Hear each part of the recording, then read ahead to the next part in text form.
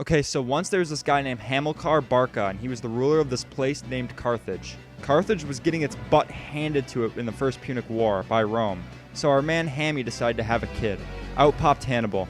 Rome, after deciding it had enough of beating the crap out of Carthage, took its 3 favorite islands and moved on to other stuff. Hamilcar made Hannibal swear to always hate Rome, then took him and his brother-in-law to Iberia, or what we now call Spain.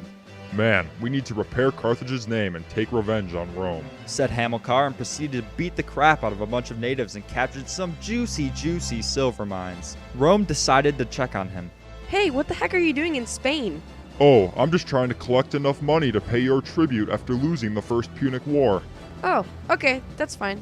Once Rome was off his butt, Hamilcar went to take the port city of Helice, because he liked money and trade, but the city got reinforcements. Realizing he bit off more than he could chew, Hamilcar retreated, but he probably ran too fast because he drowned in the Jukar River during his retreat. Hasdrubal, I'm probably pronouncing that wrong, was Hamilcar's son-in-law, and was all like, "Oh crap, my father-in-law is dead. I guess I better take over." So he did. He was a little different than old Hammy. He preferred diplomatic expansion. He married a bunch of people from other tribes and even got Hannibal to marry an ally's princess. Through his diplomatic expansion, he made a new capital in Iberia and creatively named it New Carthage.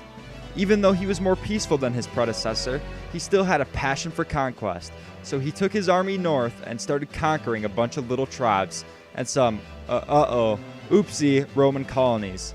Rome was all like, Whoa, dude. I'm gonna need to stop you right there. You better not go past Ebro River. So Hasdrubal didn't. He walked his Carthaginian butt back to his newly made capital and then was murdered by some Celtic slave seeking revenge for his king. Oh man, guess what time it is? It's Hannibal time. Our boy Hannibal was next in line, and oh man, was he ready. Man, my brother-in-law was kind of a ditz, said Hannibal, proceeding to make Carthage back into the aggressive military empire his dad envisioned. Hanny's first order of business was to conquer all of Iberia, so he did just that. He started out by cleaning up the natives and then turned to the city of Saguntum. After an 8-month blockade, he took the city.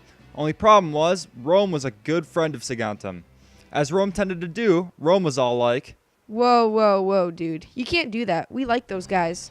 Into which Hannibal metaphorically flipped them off. Rome, kind of sad and emotionally hurt, decided to discuss whether or not they should go to war with our boy Hanny. While they were doing that, Hanny did what he planned and conquered the entirety of the Iberian Peninsula. After way too long, Rome was like, Yeah, we're probably gonna go to war with you. Unfortunately for Rome, Hannibal was fast as flip and decided to launch a fast blitz attack on Italy before Rome could get ready. Hannibal took his army and his 37 war elephants, and hopped a couple rivers, crossed the Alps, and made it to Italy in less than 6 months. On his way through the plains along the River Po, he met the Gauls. He was all like, "Hey Gauls, you guys have been oppressed by Rome in the past. Join me and we can beat the crap out of them." And the Gauls were like, "Okay, that sounds awesome." Rome, upon hearing about their precious Gauls, were all like, Oh heck no, not our precious Gauls. and sent a small army to stop him. Hannibal defeated them in an engagement on the river Ticinus, enticing even more Gauls to join his army. He then won another battle against an even bigger Roman army at the river Trebia. He was on a roll, so he was like, "I'm gonna chill here, in the city that's named after that weird meat, but it's actually pronounced Bologna." So he did, for the winter. After taking a hot chill, he took his troops and beat the crap out of modern-day Tuscany. It was there where he lost one of his eyes, likely in battle. Rome, still taking forever to make decisions, was all like, Yeah, let's send an even bigger army this time. so they did. But Hannibal, being the absolute genius he is, caught the Rome army between a hill and Lake Trasimene and absolutely slaughtered 2 legions and the council leading them. Hannibal was all like, "I'm pretty freaking awesome. All of Rome's buddies will probably leave them and come to me." But he was wrong. He started to make way for the heel of Italy, but at the same time, Rome finally thought of a good plan and went after his supply center in Iberia. The Romans faced Hannibal's brother in a fight to paralyze Iberia, and they were eventually successful. They never took the capital, but they were able to disrupt Iberia enough to cut off supplies to Hannibal. Hannibal was kind of stuck, so he started attempting to take Rome's allies diplomatically. Rome did its signature, Whoa, whoa, whoa, dude. You can't do that. so they appointed a new consul as dictator. This guy's name was Quintus. Quintus took after Hannibal but never engaged in combat. Despite Quintus having no military experience at all, the Romans still called him a ditz. Hannibal was really struggling to win over Rome's allies, as they weren't no fake friends, and they remained loyal to Rome. In the meantime, Rome knocked off another supply line for Hannibal in Africa. Hannibal was now effectively cut off. The Roman Senate somehow making another decision, deciding again that it was time to finally kill Hannibal. 3 armies dead later, they finally amassed an army of 80,000 men. For ancient times, this was extraordinary. The massive Roman blob marched and met the Carthaginian general in the area around Cannae. The legendary Battle of Cannae underwent. Hannibal, as Hannibal do, pulled an extraordinary military strategy out of his butt. He had his army in a convex shape.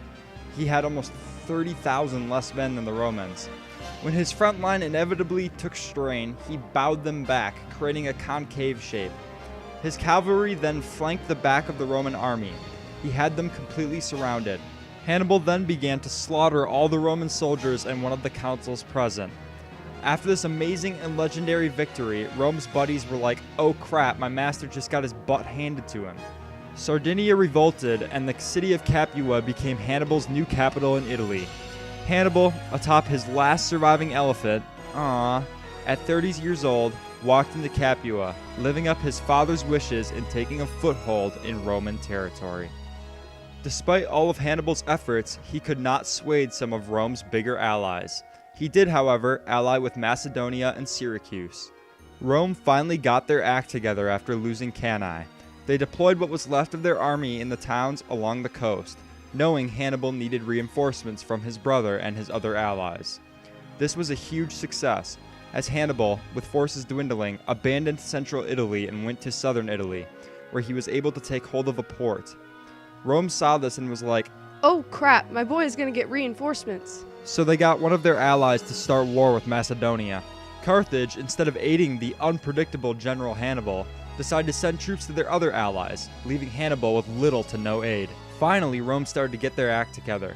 They took back Syracuse, accidentally killing one of the most brilliant people in the world, and then marched on Capua.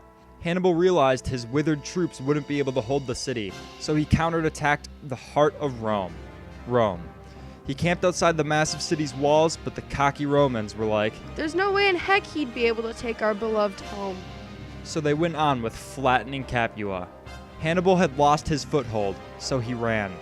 The Romans pushed the legendary general to the toe of Italy.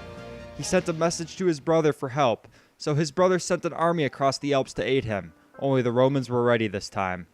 The Romans slaughtered the Carthaginian reinforcements, and they didn't stop there.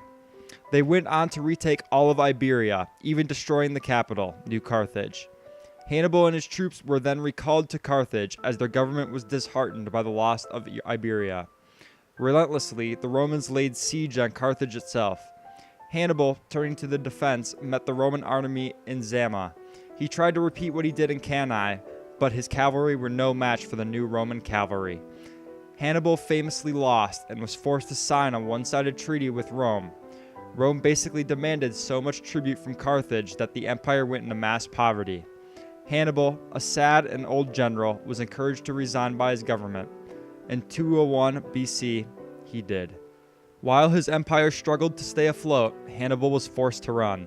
The Romans sent out squadrons to capture him, following him from city to city, destroying his homes.